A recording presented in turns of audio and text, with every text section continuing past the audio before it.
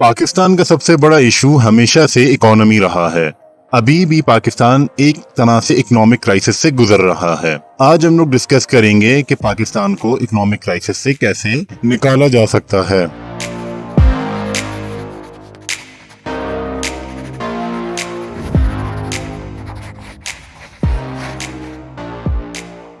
अगर हम लोग पाकिस्तान इकोनॉमिक सर्वे 21-22 को देखें तो वो एक तरीके से पीटीआई हुकूमत की कारकर्दगी बताती है। हुकूमत ने उस वक्त जो ग्रोथ टारगेट था वो 4.8% का सेट किया था, लेकिन जो इकोनॉमी ग्रो की वो टारगेट से ज्यादा हुई, यानी कि 5.9% हुई। ये एक तरीके से अच्छी चीज थी, लेकिन इसके बावजूद जो इकोनॉमी थी वो प्रॉब्लम फेस कर रही थी। जो बेसिक वजह थी वो था हमारा बढ़ता हुआ ट्रेड डेफिसिट। इस पीरियड के अंदर जो हमारा ट्रेड डेफिसिट था वो 49.6% हो गया, जो कि ट्रांसलेट होता है 32.9 बिलियन डॉलर्स में। ये एक हिस्टोरिकली हाई फिगर है। अब सवाल ये पैदा होता है कि ये ट्रेड डेफिसिट होता क्या है।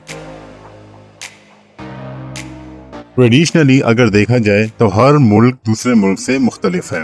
अपनी आवाम की जरूरियात को पूरा करने के लिए हुकूमतों को कुछ चीजों की मैन्युफैक्चरिंग करनी होती है, और जिन चीजों की उनके पास कमी होती है वो बाहर से इंपोर्ट करते हैं। इस कॉन्सेप्ट को ट्रेडिंग कहते हैं। अब जो हेल्दी इकोनॉमीज का जनरल रूल ऑफ थंब है वो ये है कि हमेशा एक्सपोर्ट ज्यादा हो और इंपोर्ट कम हो।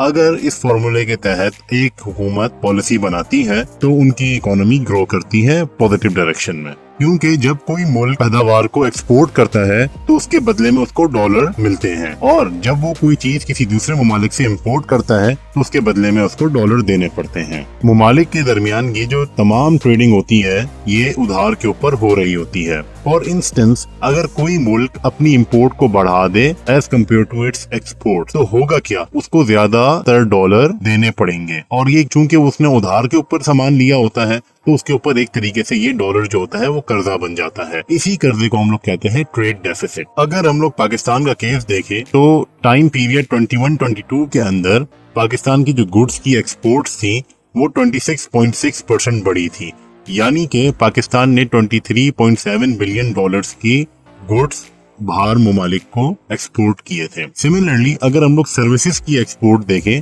तो वो पाकिस्तान की 17.1% बढ़ी थी, जो कि 5.1 बिलियन डॉलर्स की थी। अब अगर हम लोग पाकिस्तान की टोटल एक्सपोर्ट देखें, यानी गुड्स और सर्विसेज को दोनों को मिला के देखें, तो पाकिस्तान ने 21-22 के अंदर 28.8 बिलियन डॉलर्स के आइटम्स बाहर एक्सपोर्ट किए हैं। ऑन दी अदर हैंड, अब अगर हम लोग पाकिस्तान का इंपोर्ट बिल देखें, यानी कि जो चीजें पाकिस्तान ने बाहर के ममालिक से खरीदी थी इस टाइम पीरियड के अंदर, वो जो बिल था टोटल वो 77 बिलियन डॉलर्स का था। अब अगर हम लोग डिफरेंस कैलकुलेट करें, यानी कि पाकिस्तान ने कितने का एक्सपोर्ट किया और कितने की इंपोर्ट की, इन दोनों का हम लोग डिफरेंस निकाले तो वो हमारे पास तकरीबन बनता है 49.6, that is approximately equal to 50 billion dollars.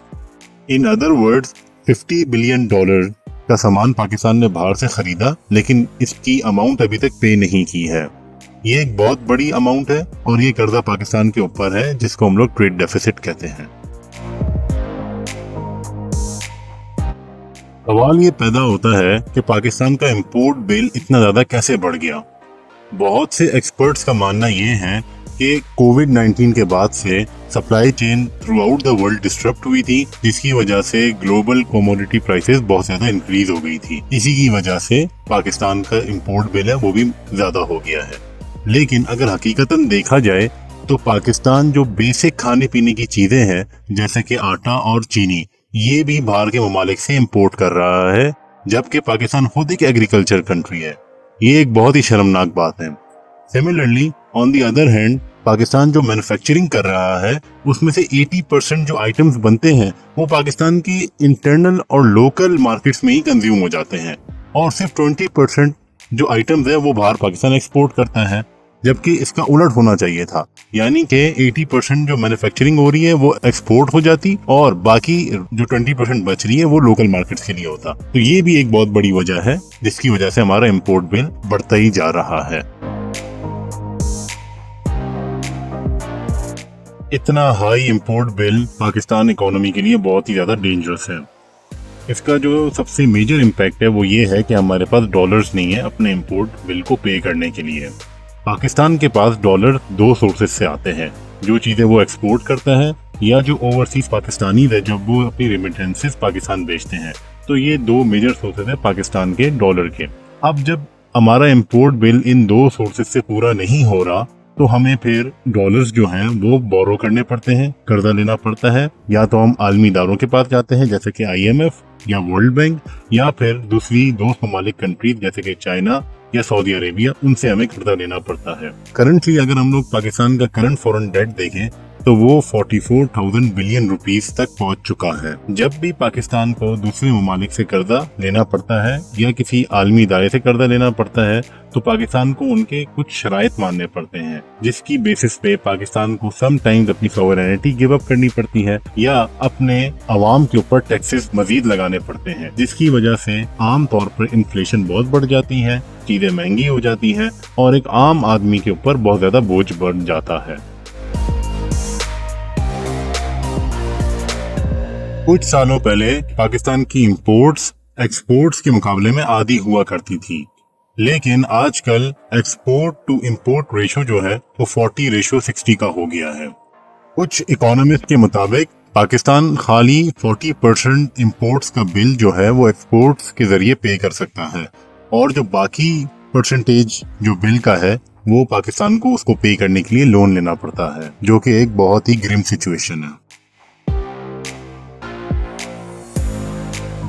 Pakistan के अंदर जिस किसी की भी हुकूमत हो, अगर उस हुकूमत ने पाकिस्तान की इकोनॉमी को ठीक करना है तो उनको सिग्निफिकेंट रिडक्शन करनी होगी पाकिस्तान के ट्रेड डेफिसिट के अंदर।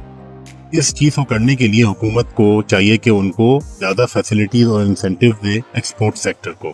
सिमिलरली जो हमारे इम्पोर्टर्स हैं उनको इनकरेज करना चाहिए कि वो इंपोर्ट करने के बजाय उसी आइटम की लोकल मैन्युफैक्चरिंग शुरू कर दे। अगर देखा जाए तो जितनी भी सक्सेसफुल ज्यादातर बिजनेसेस है पाकिस्तान के अंदर वो वही है जो पहले कोई आइटम बाहर से इंपोर्ट करते थे और फिर उन्होंने उसको लोकल प्रोड्यूस करना शुरू कर दिया। सिमिलरली जो पाकिस्तान की एम्बेसीज और कॉन्सुलेट्स हैं उनको चाहिए कि वो नई मार्केट्स ढूंढे अक्रॉस द ग्लोब जहाँ पे पाकिस्तानी एक्सपोर्ट्स मार्केट की जा सके और उनकी कंजम्पशन को इंक्रीज किया जा सके। सिमिलरली जो पाकिस्तान की ट्रेडिशनल एक्सपोर्ट्स है जैसा कि टेक्सटाइल, राइस, मीट, फ्रूट, इनके बजाय नॉन ट्रेडिशनल एक्सपोर्ट्स के ऊपर फोकस किया जाए। जैसा कि पिछली हुकूमत ने IT और टूरिज्म के ऊपर काफी हद तक इन्वेस्ट किया, जिसका बेनिफिट पाकिस्तान की इकोनॉमी को हुआ।